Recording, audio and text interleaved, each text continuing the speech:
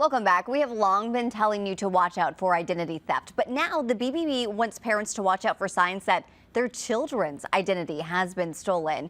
To explain this problem and help your children from falling victim, Sarah Wetzel joins us. She is, of course, with the BBB. So what do you mean by child identity theft? Yeah, well, it's essentially the same as adults, but it happens to your children, and sometimes it's not on your radar because you just think that it's not possible. But scammers are taking their social security number, opening up loans or credit cards, racking up debt in their name.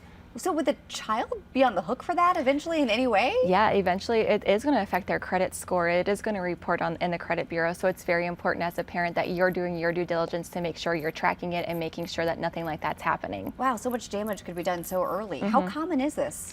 Usually it's reported that 1 million children a year have their identity stolen. That is a lot. How are criminals pulling this off? It's not like these, kids that have credit cards themselves that are being stolen. Well, it's the tried and true tricks of scammers. So they're impersonating government agencies by calling. They may just be combing the dark web looking for social security numbers. And then also social media has really opened the door. Teenagers might be putting out too much information online. They may develop a relationship with somebody and be giving them too much information that they shouldn't. So there's a lot of different ways. Can you give us some examples, some scenarios that you've seen of how else it plays out? So Better Business Bureau has heard about a parent that received a phone call, and they said that they were just confirming the child's address and just some information, but they said Mrs. and then the child's name, but the child was a young boy. So right away the parent knew something was off, but why are these people even calling for that information? So don't give that information out. But then another thing is a free child safety kit. Parents were receiving calls saying, hey, we'll put this free child safety kit together for you. That way if anything ever happens, law enforcement, it'll be easier for them to find the child in case of emergency. But at a further look, there was no free child safety kit. It was just scammers trying to get that information. And playing off parents' fears in the meantime. Okay, so what can parents do to prevent this? Yes, so get a credit report even for the children once a year at annualcreditreport.com.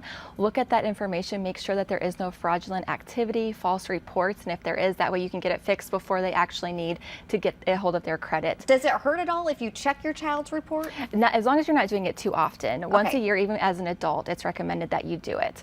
And then a big thing is freezing their credit because they don't need access to it right now anyways. So you might as well just freeze it so that way it doesn't get into the hands of somebody that's going to do damage to their credit report. Then as a parent, just make sure you're keeping it safe and secure, not giving it out unless you absolutely have to. And then just making sure that you're having the conversations with your children about not giving information out.